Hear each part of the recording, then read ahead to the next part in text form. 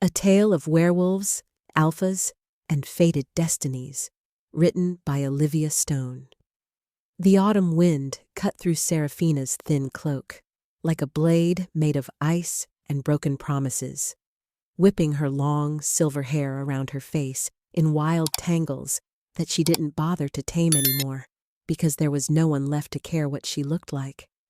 No one waiting for her arrival. No one who would notice if the traveling healer with the ghost-pale appearance never showed up at all. She'd been walking for 3 days since leaving Ashwood Ridge, her worn boots crunching against frost-covered leaves that carpeted the forest floor in shades of amber and crimson. Each step taking her further north into territories she'd been warned against entering, into lands where the trees grew taller and darker, and the shadows seemed to whisper secrets that made the hair on the back of her neck stand up in primal warning.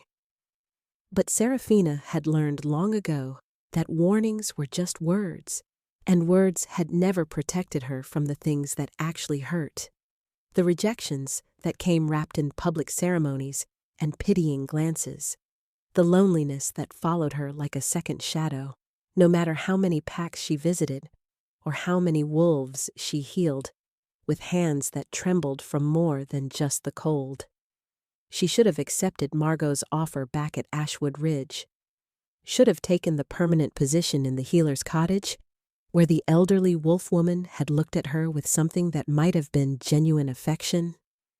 Might have been the closest thing to motherly care that Seraphina had experienced since her own mother died, bringing her into this world 24 years ago.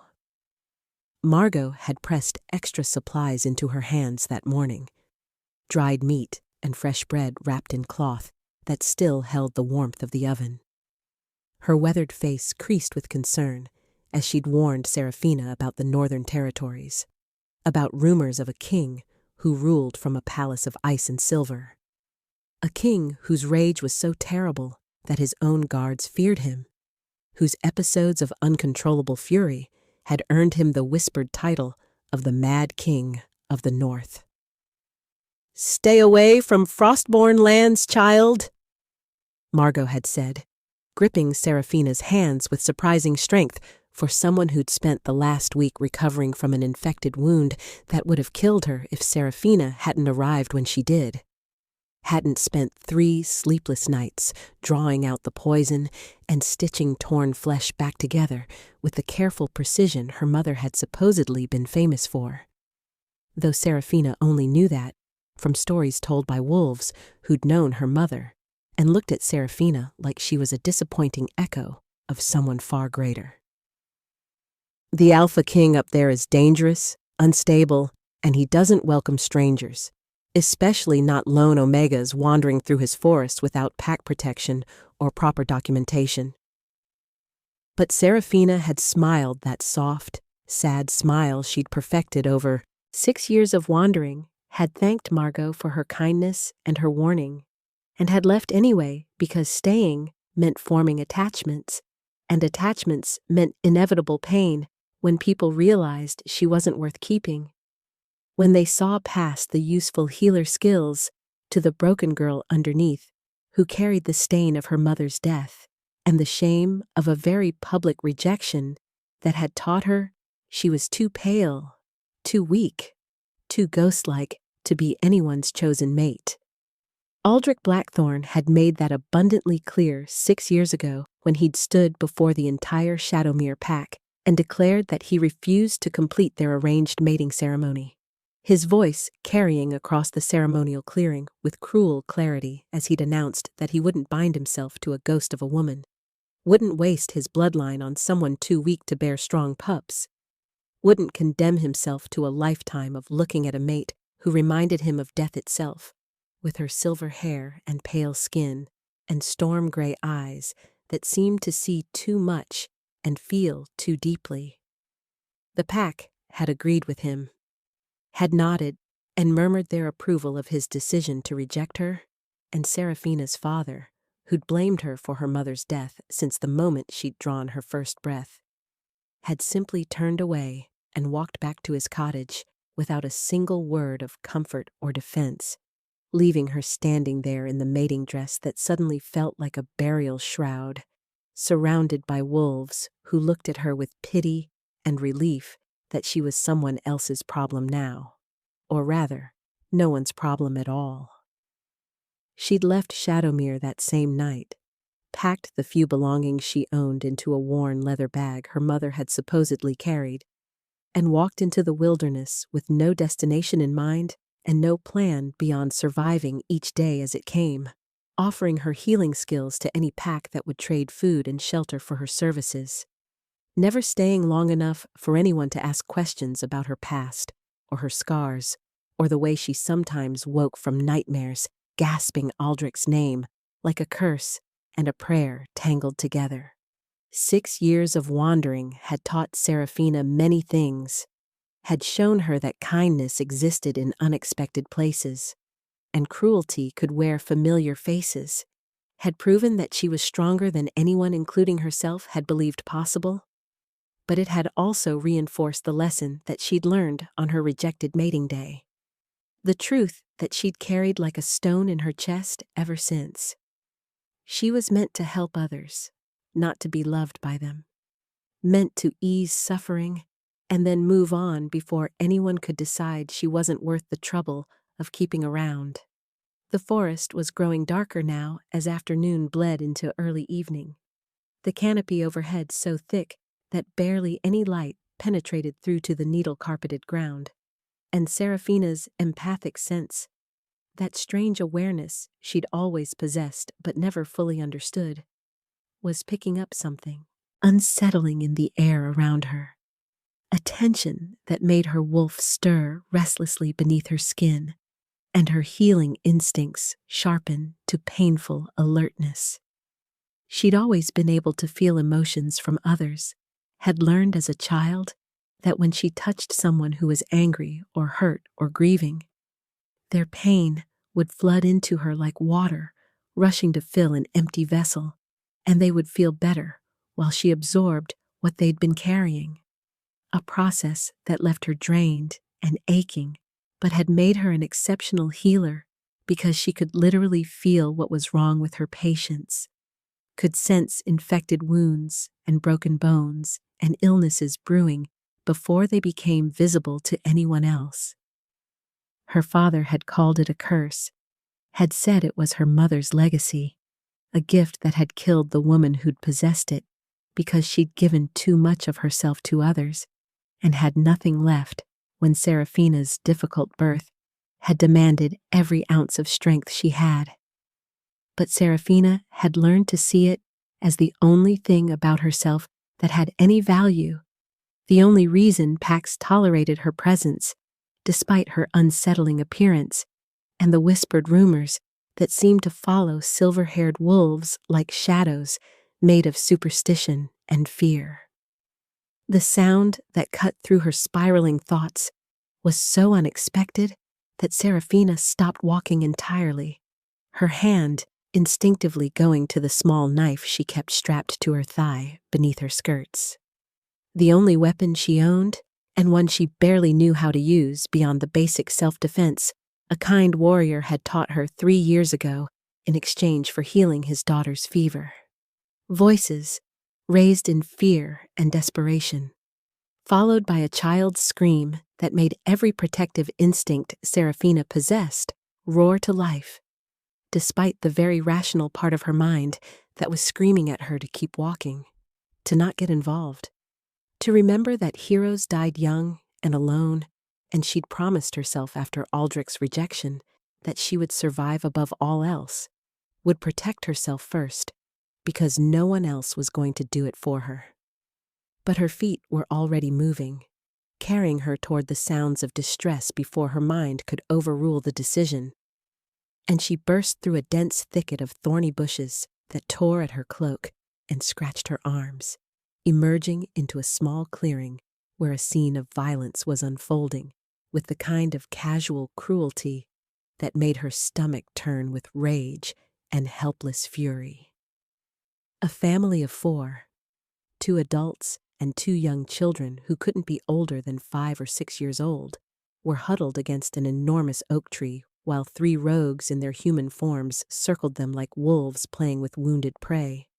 their scarred faces and wild eyes marking them as the kind of males who'd been cast out from their packs for crimes too severe to forgive, who survived by stealing and killing and taking whatever they wanted from those too weak to defend themselves. The father, a middle-aged, Beta with brown hair and desperate eyes, was bleeding from a deep gash across his chest, trying to shield his mate and children with a body that was already failing, while the mother clutched her pups close and made soft, soothing sounds that did nothing to mask the terror radiating from all of them in waves so strong that Seraphina could feel it like a physical weight pressing against her empathic senses, could taste their fear like copper on her tongue. The rogues were laughing, one of them holding a bloodied knife while another cracked his knuckles in anticipation of violence, and the third was reaching for the smaller child, a little girl with blonde curls who was crying so hard she could barely breathe. And Seraphina's vision went red with a fury she hadn't known she was capable of feeling, a protective rage that overrode every survival instinct and every lesson about staying uninvolved, and every promise she'd made to herself about not being stupid enough to die for strangers. "Get away from them," Seraphina heard herself say, her voice coming out steady and cold despite the way her heart was hammering against her ribs like it was trying to escape her chest. And all 3 rogues turned to stare at her with expressions that shifted from surprise to predatory interest in the span of a heartbeat, their eyes tracking over her slight frame and pale appearance, and the way she was standing there, with nothing but a small knife and apparently a death wish. The largest rogue, the one with the bloodied blade, smiled slowly, like he'd just been given an unexpected gift. And Seraphina knew with absolute certainty that she'd made a terrible mistake, that she was about to die in this clearing for people whose names she didn't even know. But she also knew that she couldn't have lived with herself if she'd walked away,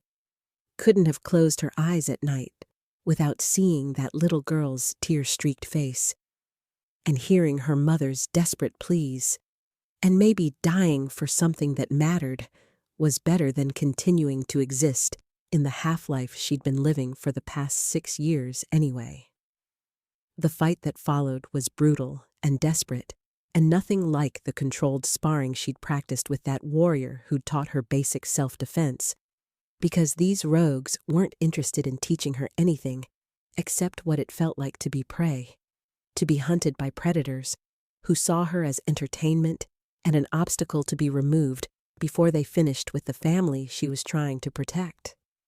Seraphina managed to use her knowledge of pressure points to disable the first rogue, her knife finding the nerve cluster in his thigh that would temporarily paralyze his leg. And the shock on his face as he went down was almost worth the way the other 2 immediately turned their full attention on her, their casual cruelty sharpening into focused violence that made her wolf whimper in the back of her mind and her hands shake with adrenaline and fear. She heard the family scrambling away behind her, heard the mother gathering her children and the father groaning as he tried to stand, and she hoped desperately that they would run, would escape while the rogues were focused on her, would make her impending death mean something more than just another body left to rot in the wilderness, where no one would find her or mourn her or even know she was gone. The second rogue caught her with a backhanded blow that sent her flying into a tree trunk with enough force to crack her ribs and drive the air from her lungs in a painful gasp. And through blurring vision, she saw the third rogue advancing with his claws extended, his wolf barely contained beneath his human skin. And Seraphina knew this was it. This was how her story ended, bleeding out in a forest clearing while trying to save people who probably wouldn't even remember her name. But then she heard it, the sound that cut through the haze of pain and resignation like a blade through silk. The coordinated rhythm of horses moving fast through the forest, the jingle of military-grade tack, the commanding voice that rang out with an authority that made even the rogues freeze in their tracks. And Seraphina's empathic senses suddenly flared with an intensity that made her gasp, flooding her awareness with the presence of powerful wolves approaching. Warriors whose disciplined minds and trained responses marked them as elite soldiers. But underneath that professional competence was something else, a current of barely contained worry and desperate urgency that didn't make sense for a routine patrol, and the voice that shouted orders to secure the area and capture the rogues alive for questioning belonged to someone who sounded like he was operating on the ragged edge of control, like he'd been pushed too far and was holding himself together through sheer force of will and iron discipline. Seraphina's consciousness was fading, the pain from her injuries dragging her down into darkness, despite her attempts to stay aware, to see who had arrived, to know if the family had escaped. But her last clear thought before everything went black was that the approaching commander's voice carried an undertone of grief so deep and old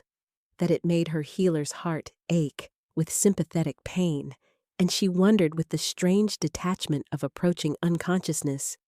what could hurt someone so badly that years later they still carried it like an open wound that refused to heal,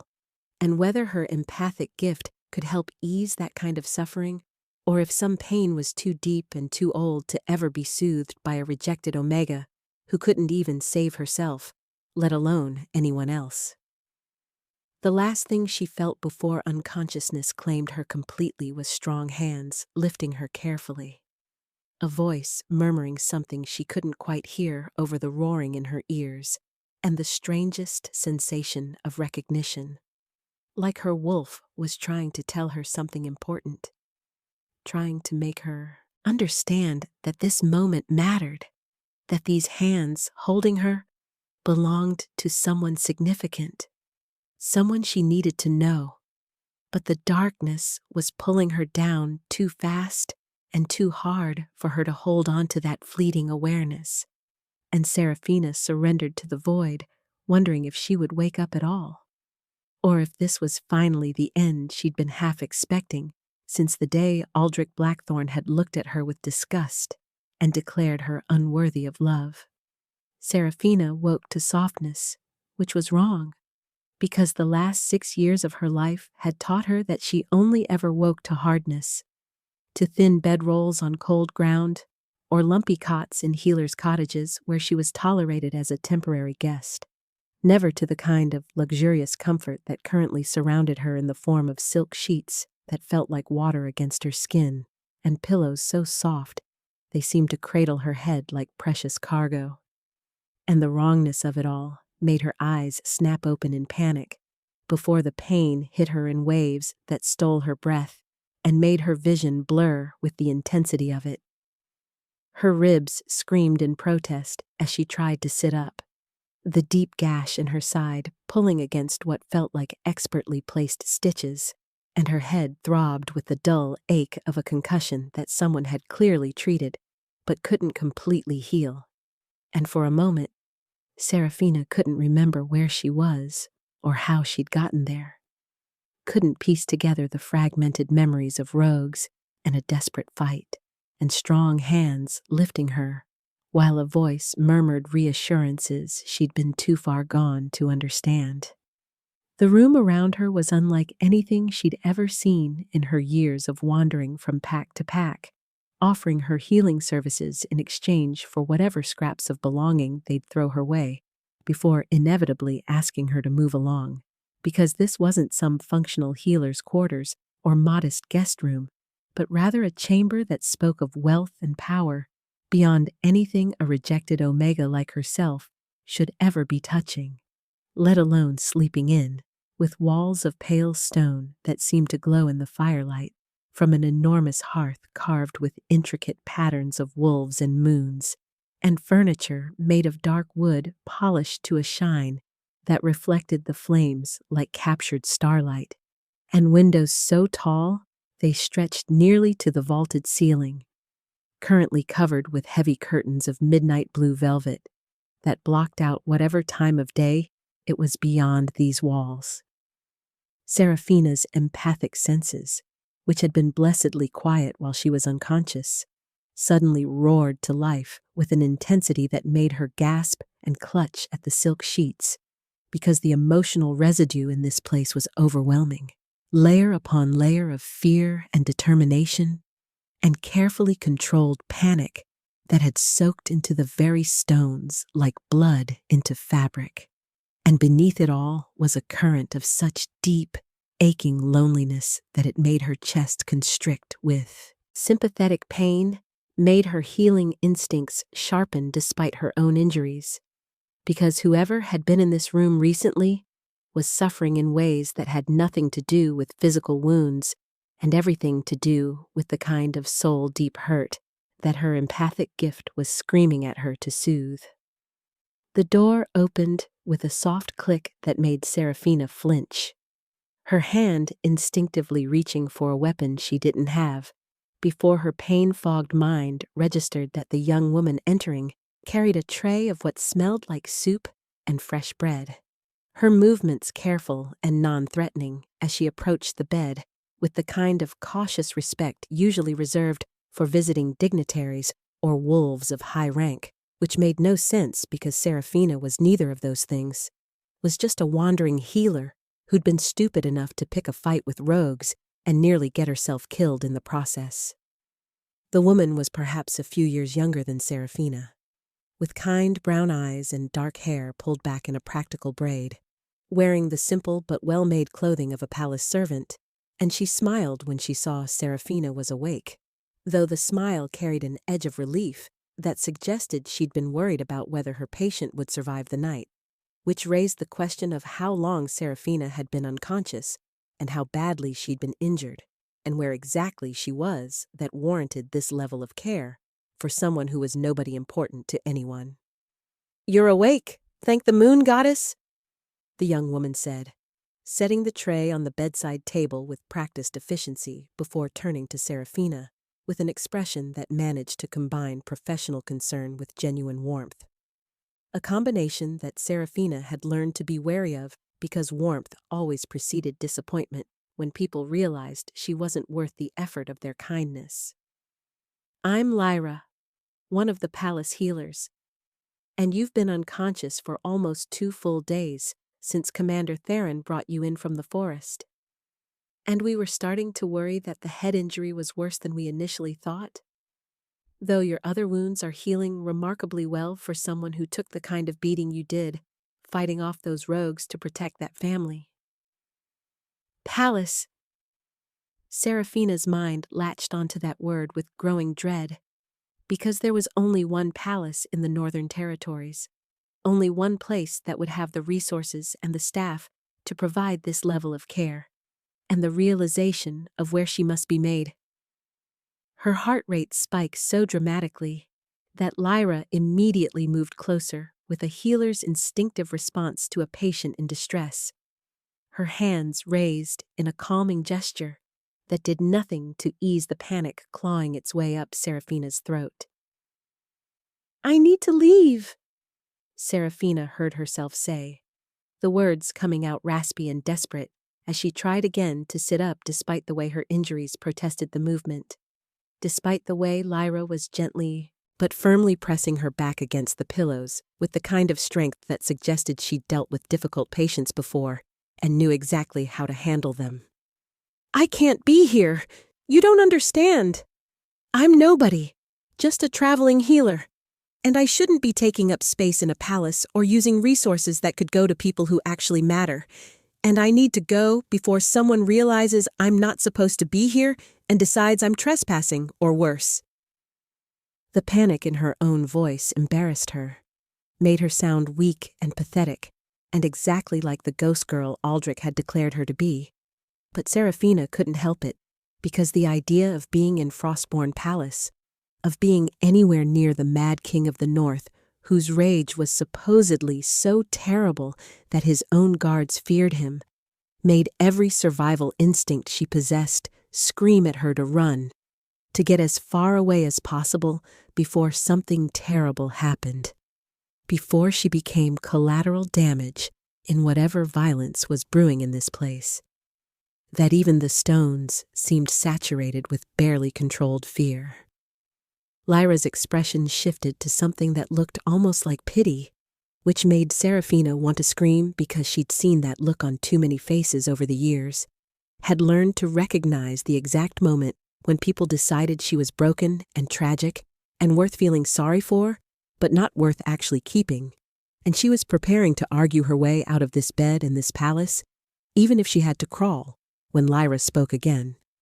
Her voice gentle, but carrying an undercurrent of something that might have been warning. "You're not trespassing, and you're not using resources meant for more important people, because Commander Theron himself ordered that you be brought here and given the best care we could provide, and the king has been informed of your presence and hasn't objected, which, trust me, is significant given how he usually feels about unauthorized visitors in his territory." The king, Seraphina's mind supplied unhelpfully, the Mad King whose rage episodes were supposedly so violent that he'd accidentally injured his own elite guards, whose condition was getting worse according to the rumors that traveled between packs like wildfire, whose silver hair marked him as belonging to an ancient bloodline that most wolves thought had died out generations ago. And the fact that he knew she was here and hadn't immediately ordered her removal should have been comforting, but instead made her skin prickle with unease because powerful alphas didn't show mercy to lone omegas without expecting something in return. And Seraphina had nothing to offer except her healing skills and a body that was currently too broken to be of use to anyone. "The family I tried to help," Seraphina managed to ask, forcing her mind away from spiraling anxiety and back to what actually mattered. Back to the reason she'd gotten into this mess in the first place. "Did they survive? Did they escape? Please tell me." "They made it out because if I nearly died for nothing, then I'm going to be very angry with myself for being stupid enough to pick a fight I couldn't win." Lyra's face softened into a genuine smile that transformed her features from merely pretty to truly beautiful, and she reached out to squeeze Seraphina's hand with a warmth that made something in Seraphina's chest ache with longing for connection, for the kind of simple kindness that had been so rare in her wandering years. "They survived because of you. All 4 of them are safe and recovering in the guest quarters. The father needed significant healing for his chest wound, but he'll make a full recovery, and they've been asking about you constantly, wanting to thank the silver-haired healer who saved their lives, though we've been telling them you need rest before receiving visitors." Silver-haired, Seraphina noticed with a mixture of resignation and old pain, because of course that's how they described her, not by her name, which they probably hadn't bothered to learn, but by the physical characteristic that had marked her as different and unsettling and wrong for her entire life. The feature that had contributed to Aldrich's very public rejection and her father's inability to look at her without seeing the wife he'd lost. And she was so tired of being defined by her appearance rather than her choices or her skills or anything else about her that might actually matter. Lyra seemed to sense her distress because she squeezed Seraphina's hand again before releasing it and moving to pour water from a crystal pitcher into a matching glass. The simple domestic action somehow grounding in its normalcy, bringing a touch of the mundane into this surreal situation where Seraphina was lying in what was probably the nicest bed she'd ever occupied, while her empathic senses screamed at her about the emotional anguish soaked into these palace walls. "You should eat something and rest more," Lyra said, helping Seraphina sit up enough to sip the water without choking, her hands steady and professional as she supported Seraphina's shoulders. "But there's something you should know, something I probably shouldn't tell you, but I think you deserve to be prepared for before it happens. Because the king is currently indisposed, and when he's in this state, the entire palace goes into lockdown protocols, and you might hear things that will frighten you if you don't understand what's happening. Indisposed, Serafina thought with a cold wash of realization, was clearly a diplomatic way of saying that the Mad King was having one of his episodes, one of those fits of uncontrollable rage that made him dangerous to everyone around him, including himself. And the fact that this was happening now, while Serafina was trapped in this palace recovering from injuries that made running impossible, felt like the universe's idea of a cruel joke. But even as fear twisted in her gut, even as rational thought told her she should be terrified of being anywhere near an Alpha King who couldn't control his own rage, Serafina's empathic senses were pulling her attention away from Lyra's concerned face and toward something else, toward a presence she could feel like a storm building on the horizon, a concentration of pain and fury and desperate anguish that was so intense it made her own injuries fade to background noise, made her healing instincts roar to life despite her weakness. Because somewhere in this palace, someone was suffering with an intensity that shouldn't be possible for a living being to endure. And every fiber of her being was screaming at her to find them, to help them, to ease that terrible agony, even though she knew it was probably the king, and approaching him during an episode would likely get her killed. The sensation was unlike anything Serafina had ever experienced in all her years of using her empathic gift.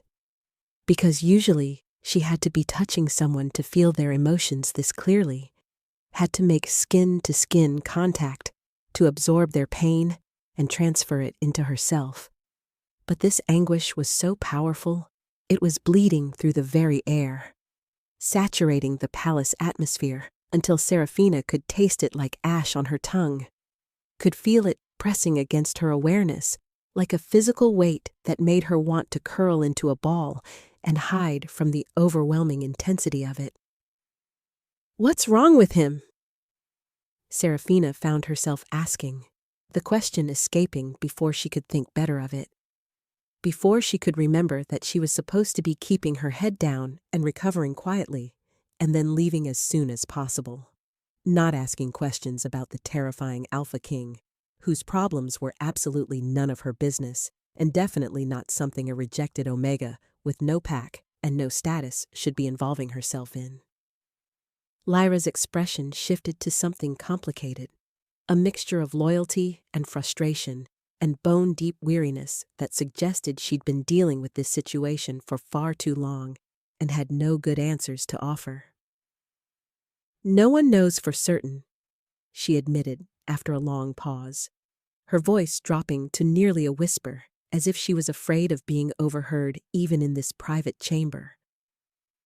"The best healers in the realm have examined him. Shamans and witches and scholars of ancient magic have all tried to find a cure. But the episodes keep getting worse, more frequent and more violent, and there's nothing we can do except contain him until it passes and hope he doesn't hurt himself or anyone else too badly in the process. And I know how that sounds. I know it makes him seem like a monster. But you have to understand that when he's himself, when he's not trapped in the rage, he's a good king, a fair leader who cares about his people and carries the weight of his condition like a curse he can't escape." The pain radiating from wherever the king was located intensified suddenly, a spike of agony so sharp that Serafina actually cried out, her hand flying to her chest as if she could physically shield herself from the empathic assault. And Lyra's eyes went wide with alarm before understanding dawned across her features, understanding mixed with something that looked almost like hope, which made no sense whatsoever. "You can feel it," Lyra breathed, not a question but a statement of fact, and Serafina wanted to deny it but couldn't, because lying had never been one of her skills, and besides, the way her entire body was trembling with the force of absorbing secondhand anguish, made denial pointless. You can feel his pain from here, without even being in the same room, which means you're not just a healer. You're something more, something we've been searching for, and Moon Goddess help us all. But I think I need to get Elder Morrigan right now, because she's going to want to meet you immediately. Before Seraphina could protest, before she could explain that whatever Lyra thought she was sensing was probably just her regular empathic gift working overtime, because the king's emotions were so intense they were impossible to ignore, Lyra was already moving toward the door with purpose, already calling for someone in the hallway beyond, and Seraphina was left alone in the luxurious chamber, with her injuries throbbing and her empathic senses screaming, and the terrible certainty growing in her mind that she'd somehow stumbled into something much bigger and more dangerous than a simple rescue mission gone wrong. The anguish she could feel building in the palace was reaching a crescendo now, waves of rage and grief and helpless fury crashing against her awareness with enough force to make her gasp. And Seraphina knew with the absolute certainty of her empathic gift that whoever was suffering like this was approaching a breaking point, was teetering on the edge of something catastrophic, and every healing instinct she possessed was demanding that she do something, help somehow, ease the pain,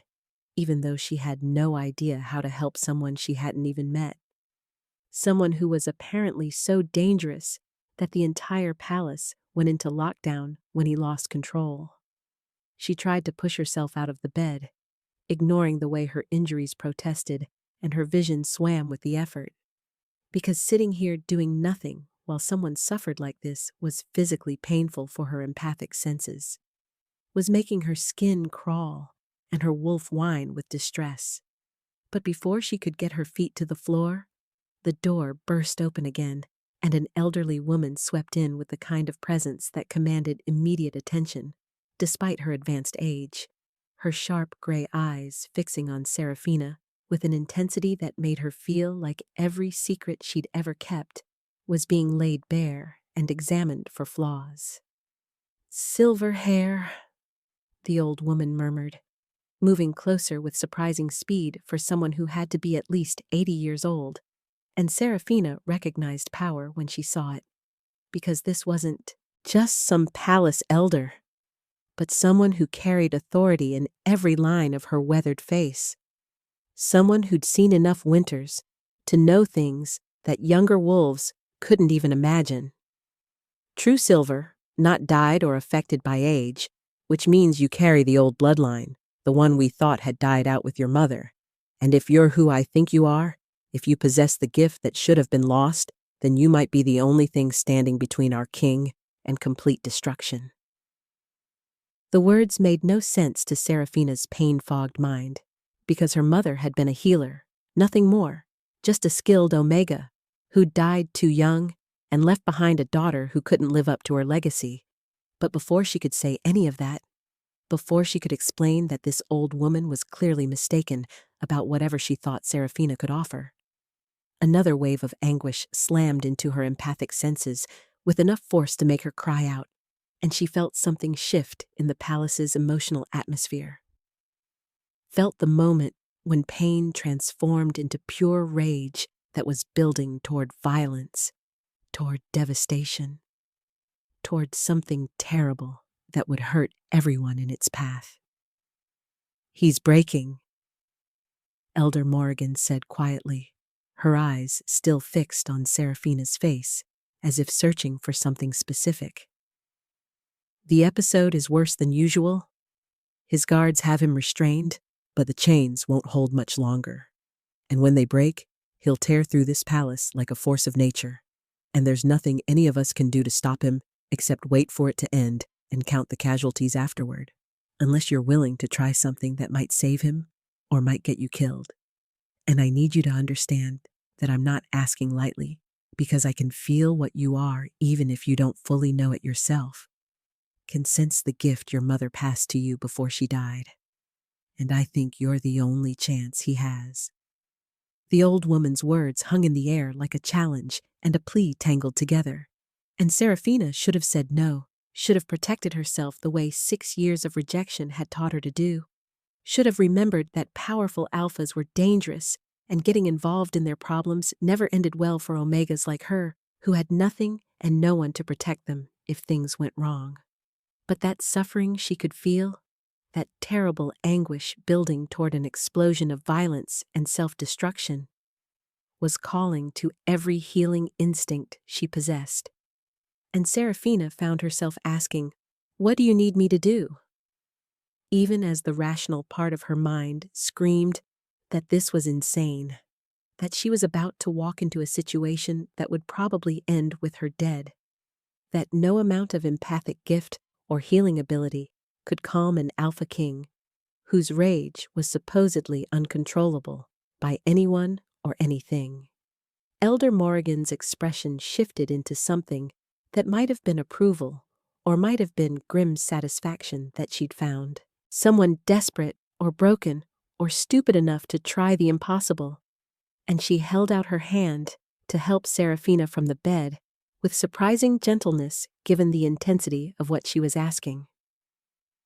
"I need you to do what you were born to do, child," the old woman said, supporting Seraphina's weight as they moved slowly toward the door. "I need you to touch him and take his pain, absorb his rage before it destroys him completely, and if you survive the attempt, then maybe, just maybe, you'll finally understand why the moon goddess marked you with silver hair and an empathic gift so powerful you can feel emotions through walls and across distances. Why you've wandered alone for 6 years, waiting for the moment when you'd be exactly where you needed to be, to save the one person in all the realm who needs you most." The hallway beyond Seraphina's recovery chamber was lined with guards who looked at her with expressions ranging from pity to outright fear, and she could hear it now without her empathic senses. Could hear the sounds of something enormous and enraged throwing itself against restraints that groaned with the strain of containing it. Could hear a howling that was part human and part wolf and entirely anguished,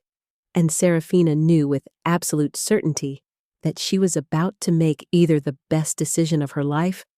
or the last decision she would ever make.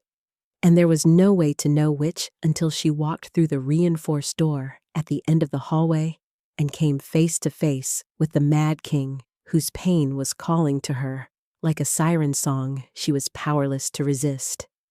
The chamber they led her to was unlike any healing space Seraphina had ever seen in her years of tending to the sick and wounded,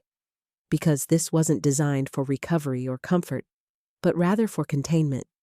with walls of reinforced stone so thick they could probably withstand a battering ram, and heavy metal restraints bolted directly into the floor and ceiling with the kind of industrial strength that spoke of desperate necessity rather than casual precaution. And the air itself seemed to vibrate with barely contained violence that made Seraphina's empathic senses scream warnings at her to turn around and run as fast as her injured body could carry her away from whatever nightmare awaited beyond that massive door. Elder Morrigan paused with her weathered hand on the iron handle, turning to look at Seraphina with eyes that had witnessed too many winters and too much suffering, and her voice, when she spoke, carried the weight of desperate hope mixed with grim acceptance of potential failure. "Once you go in there, I cannot protect you from what happens next, because when the rage has him this completely, he doesn't recognize friend from foe, sees everyone as a threat to be eliminated, and the only reason his guards are still alive after 8 years of these episodes is because they've learned to restrain him before the violence escalates beyond control. But even restrained, he's dangerous, and if he breaks free while you're in there with him, there will be nothing anyone can do to save you in time." Seraphina's hands were shaking, her breath coming in short gasps that made her cracked ribs ache with renewed intensity, and every rational thought in her mind was screaming at her that this was suicide. That walking into a room with an enraged alpha king who couldn't control his own violence was the kind of decision that ended with her being just another casualty in a long line of people who'd underestimated how dangerous he truly was. But that pull she felt toward the suffering beyond this door was stronger than fear, stronger than self-preservation, stronger than the 6 years of rejection and loneliness that had taught her to protect herself above all else, because no one else was going to do it for her. "I understand the risks," she heard herself say, and was surprised by how steady her voice sounded despite the terror making her heart race. "But I can feel what he's going through, can sense the pain underneath the rage. And I've spent my entire life helping people who were hurting, even when it cost me more than I could afford to give. And I can't stop now just because the person who needs help happens to be powerful and dangerous and capable of killing me without even meaning to. Because if I walk away from this, if I let fear make my decisions, then what was the point of any of it? What was the point of surviving Aldrich's rejection and 6 years of wandering if I'm just going to abandon the first person whose suffering I might actually be able to ease in a meaningful way?" The old woman studied her face for a long moment, and something in her expression softened into what might have been respect, or might have been the kind of sadness that came from sending someone into a situation they might not survive. But she nodded once and pulled open the heavy door, releasing a wave of emotional anguish so intense that Serafina actually staggered backward before catching herself against the stone wall, her empathic senses flooding with rage and grief and desperate fury that was unlike anything she'd ever encountered in all her years of taking on other people's pain. The chamber beyond was dimly lit by a single torch mounted high on the wall, well out of reach of the massive figure straining against silver-reinforced chains in the center of the room, and Serafina's first clear look at the Alpha King of the North made her breath catch in her throat for reasons that had nothing to do with fear, and everything to do with the kind of recognition that went bone deep and soul true. The kind of awareness that her wolf was screaming at her to pay attention to, even as her mind struggled to process what she was seeing. He was enormous, even on his knees, with his arms pulled taut by the restraints he had to be well over 6 feet tall, with a powerful build that spoke of a warrior's training and an alpha's natural dominance. But what caught Serafina's attention and held it like a physical grip was his hair, silver like hers, flowing past his shoulders in tangled waves that caught the torchlight and seemed to glow with an otherworldly luminescence that marked him as belonging to the same ancient bloodline that had made her an outcast among her own people. His eyes, when they snapped to her, were glowing with an eerie silver light that had nothing human in it, all wolf and rage and trapped animal desperation, and his entire body was trembling with the effort of fighting against restraints that were clearly causing him pain, where the silver touched his skin, raising blisters and burns that would have made any normal wolf scream, but which he seemed barely to notice beneath the overwhelming tide of his fury. The chains creaked ominously as he lunged toward her with a snarl that was pure predator, pure threat, and Serafina saw the exact moment when his conscious mind registered her presence not as a person, but as an enemy, a target, something to be eliminated in the chaos of whatever nightmare he was trapped inside. And she knew that the guards watching through the reinforced windows were probably preparing to rush in and pull her out before he could break free and tear her apart. But Serafina didn't move backward, didn't run or call for help, or do any of the sensible things a lone Omega should do when faced with an enraged Alpha who outweighed her by at least 100 pounds and could snap her neck with one hand, because beneath the rage and the glowing eyes and the animalistic snarls she could feel his pain, could sense the grief and trauma and helpless fury that was driving this episode, could touch the edges of memories that weren't hers, but which her empathic gift was showing her anyway. Visions of a young Alpha watching his parents die, of screaming for help that never came, of being covered in their blood, while the wolves who'd killed them laughed and promised that he would suffer this loss every day for the rest of his life. And the rage wasn't really rage at all, but rather an 8-year-long scream of anguish that had never been allowed to properly heal. Because how could you heal from watching the people you loved most be tortured and murdered while you were too weak and too young to save them? "I'm not here to hurt you," Serafina said softly, taking a step forward despite the way his snarl intensified and his chains rattled with renewed violence. "I can feel your pain, can sense what you're reliving right now, and I know you can't hear me properly through the rage, but I need you to understand that I'm here to help, that I'm going to take some of that suffering away if you'll let me.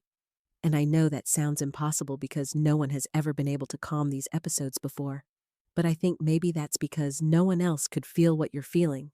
couldn't understand that this isn't really about rage at all, but about pain that's been festering for so long it's turned toxic." She was close enough now to see the burns on his wrists, where the silver restraints were cutting into his skin, close enough to see the way his entire body was shaking with more than just fury, trembling with exhaustion and anguish, and the kind of desperate loneliness that came from years of being too dangerous for anyone to touch, too volatile for anyone to comfort, too broken for anyone to fix. And Serafina's healer heart recognized that isolation because she'd lived it herself in different ways, had spent 6 years being too ghost-like for anyone to want, too strange for anyone to keep, too damaged by rejection to believe she deserved anything better. Another step brought her within his reach, and she saw his muscles bunch as he prepared to lunge, saw the chains strain to their absolute limit, heard the guards outside shouting warnings that she was too close, that she needed to get back before he broke free. But Serafina's empathic senses were locked onto the suffering radiating from him in waves, and she knew with absolute certainty that if she didn't do this now, didn't try to help him while she still had the courage, she would regret it for the rest of her life, no matter how long or short that life turned out to be. His hand shot out faster than she could track, closing around her throat with enough pressure to cut off her air, but not quite enough to crush her windpipe. And Serafina saw the glowing silver eyes up close now, saw the complete absence of recognition or rational thought, saw only the trapped animal that thought she was a threat that needed to be eliminated, and in that moment, she understood that he genuinely couldn't help what he was doing, that the rage had consumed him so completely, there was nothing left of the king or the man or the person he was supposed to be when this nightmare wasn't controlling him. But instead of fighting or panicking or trying to escape his grip, Serafina did something that probably looked like insanity to the guards watching in horror from outside the chamber. Something that went against every survival instinct and every lesson about self-preservation she'd ever learned. She reached up with both hands and placed them over his where it gripped her throat, making full skin-to-skin contact with the enraged Alpha King who was currently in the process of strangling her. And she opened herself completely to her empathic gift in a way she'd never dared before, dropping every shield and every protection and every careful barrier she'd built to keep from being overwhelmed by other people's emotions. The flood of pain that rushed into her was unlike anything Serafina had experienced in her entire life, because this wasn't just current suffering, but years of accumulated trauma. 8 years of reliving his parents' deaths over and over again. 8 years of guilt over not being strong enough to save them. 8 years of fear that he would hurt someone he cared about during one of these episodes. 8 years of crushing loneliness, because how could he let anyone close when he was this dangerous, this broken, this fundamentally damaged, and the sheer volume of anguish was so enormous that Serafina's knees buckled and she would have collapsed if not for his grip on her throat, holding her upright. She could feel his memories now as if they were her own, could see through his eyes as a 20-year-old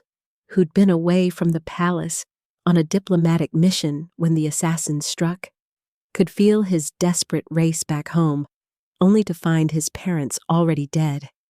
His mother's body still warm, evidence of torture carved into her skin in patterns designed to maximize suffering, and his father lying beside her with his throat torn out. And the young Cassian had broken something fundamental in that moment, had fractured in a way that had never properly healed because he'd never been given the space or the permission or the safety to process that kind of devastating loss. Serafina could feel the exact moment when her empathic gift activated fully,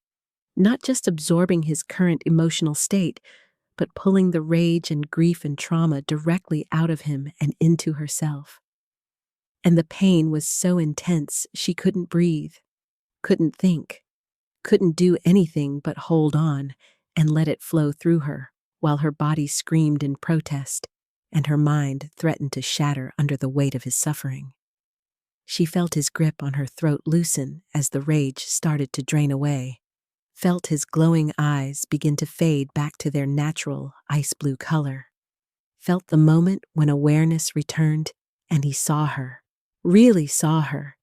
not as a threat, but as a person, a woman with silver hair and storm-gray eyes who was taking his pain into herself, even though it was clearly destroying her. And the shock on his face was almost worth the agony tearing through her system as 8 years of accumulated trauma tried to find space in a body and mind that weren't designed to hold that much suffering all at once. "What are you doing?" She heard him rasp, his voice rough and broken and fully his own again, and his other hand came up not to hurt her, but to cup her face with a gentleness that seemed impossible from someone who moments ago had been nothing but rage and violence. "Stop. You're hurting yourself. I can see it. Whatever you're doing is killing you, and you need to stop right now." But Serafina couldn't stop even if she wanted to, because the empathic connection was fully established now, and the pain was still flowing out of him and into her in waves that made her vision blur and her ears ring, and she could feel something fundamental shifting between them, could sense the mate bond that she'd thought was just her imagination beginning to solidify into something real and undeniable, a connection that went beyond mere physical attraction or circumstantial gratitude to touch something ancient and true and absolutely terrifying in its intensity. The last of his rage finally drained away, leaving him clear-eyed and horrified as he caught her when she collapsed completely, her legs giving out as the full weight of what she'd absorbed hit her system, and her body decided it had reached its absolute limit of what it could endure. And the last thing Serafina was consciously aware of before darkness claimed her was his arms wrapping around her with desperate care, his voice calling for healers with an edge of panic that suggested he was terrified he'd killed her after all, and the strange warmth of the mate bond settling into place between them like a missing piece finally clicking into position. She woke to silver hair that wasn't hers, falling across her face like a curtain, and ice-blue eyes staring down at her with an expression of such profound relief and wonder and desperate hope that it made her chest ache with emotions she didn't have names for. And she realized she was lying on a proper bed now instead of on the cold floor of that terrible chamber, wrapped in blankets and surrounded by the scent of pine and winter storms that her wolf recognized on an instinctive level as mate, as home, as the person she'd been waiting for her entire life without even knowing she was searching. "You're awake," Cassian breathed, his hand coming up to brush her hair back from her face with a reverence that made her want to cry. Elder Morrigan said you would be. Said your empathic gift is strong enough that you should recover from absorbing that much trauma. But I've been sitting here for 6 hours, terrified that you wouldn't wake up, that I'd killed you, just like I was afraid I would kill anyone who got too close to me. And the irony of finally finding my mate only to lose her because she saved my life is not lost on me. Mate. The word hung between them like a confession and a question and a plea all tangled together. And Serafina found herself reaching up to touch his face, to trace the strong line of his jaw and the dark circles under his eyes that spoke of sleepless nights and constant vigilance. And when their skin made contact, she felt the mate bond flare between them with a warmth that had nothing to do with empathic pain, and everything to do with recognition, with coming home, with finding the other half of a soul she'd thought was meant to remain forever incomplete. I choose this, Serafina whispered, the words coming from somewhere deep and true and absolutely certain despite how little time they'd actually spent conscious in each other's presence. I choose you, not because you're the Alpha King or because fate decided we should be mates, but because I felt your pain and understood it. Because I know what it's like to carry suffering that no one else can see. And because when you looked at me just now with relief that I survived, I saw someone who values me for who I am rather than what I can do for them. And that's something I've been waiting my entire life to find. His kiss was gentle, despite the desperation she could feel thrumming through the mate bond. A tenderness that seemed impossible from someone who'd been nothing but violence just hours ago. And when he pulled back to rest his forehead against hers, she felt the rightness of it settle into her bones. The certainty that this was where she was supposed to be, that every rejection and every lonely night and every moment of wandering had been leading her here to this silver-haired king who needed someone brave enough to touch his rage and strong enough to survive the pain of healing him. Years later, when young Omegas would come to Luna Serafina seeking guidance about rejection or purpose, or finding their place in a world that seemed determined to cast them aside, she would smile and tell them about the day she walked into a chamber with an enraged Alpha King and chose to touch his pain instead of running from it, about how the greatest loves are often found in the moments when we're brave enough to help someone even when it costs us everything, and how being rejected by the wrong person is just the moon goddess's way of saving us for the right one, the one who will see our scars and our strange silver hair and our empathic gifts that others call curses, and will recognize them as the exact qualities they've been searching for their entire lives. Because true mates don't just accept each other's flaws, they cherish them as the very things that make the connection possible, that make the love real, that transform two broken souls into something whole and beautiful and strong enough to face whatever challenges the world throws at them as long as they face them together. If you found yourself moved by Serafina and Cassian's story,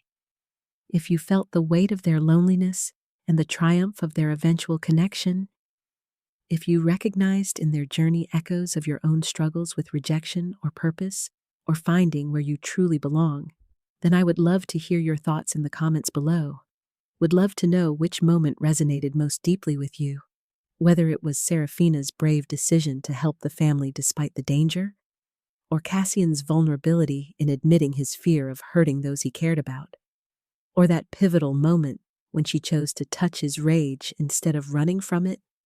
And please don't forget to subscribe to this channel so you never miss future stories about werewolves and fated mates and the kind of love that transforms suffering into strength,